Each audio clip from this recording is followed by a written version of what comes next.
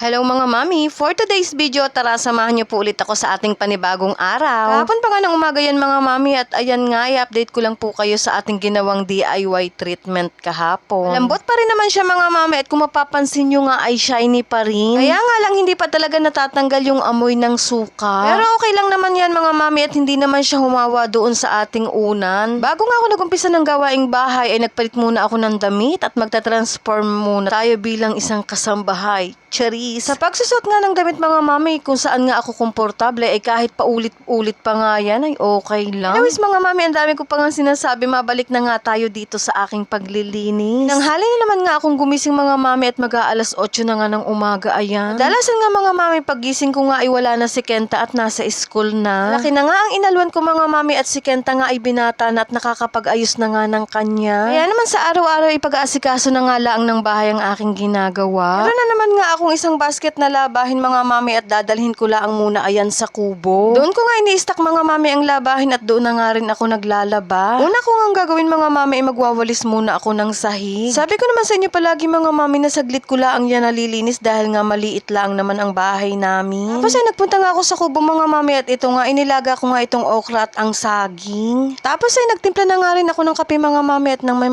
partner nga dito sa saging na saba. Tara almusal po tayo. Kahit nga anong kinakain ko mga mami ay kinakain na yang si Tanggol. Pero yun namang isang si Topo ay sobra nga ang pihikan.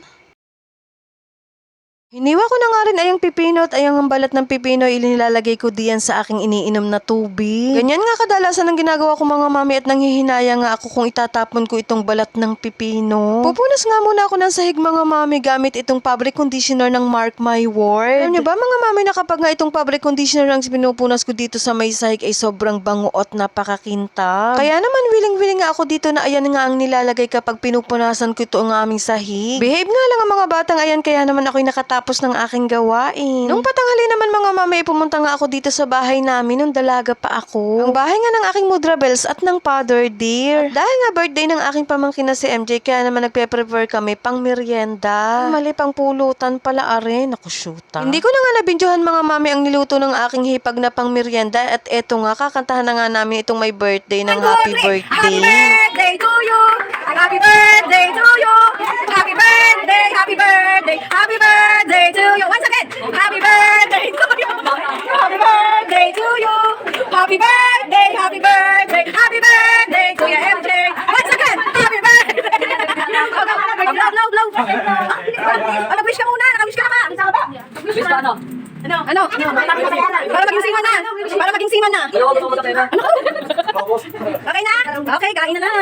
Tapos nga no, inumpisahan na nga ang pagkain. Tara mga mami, kain po tayo. Thank you Lord sa blessing. Masarap naman talaga sa pakiramdam kapag nga tayo ay nakakapaghanda kahit papaano. Kahit medyo mahirap-hirap nga ang pagkukusi sa bahay after pero okay lamang ayun. Bago nga matapos ang video na ito, baka nga hindi ka pa nakapag-follow. Please follow my page, Mami Cheng Vlog. Pagkatapos nga ng kainan at nakapagligpit na naman kami, ay syempre kami naman yung magiging masaya. Nakushuta. At yun lang muna ulit mga mami. Thank you for watching. God bless.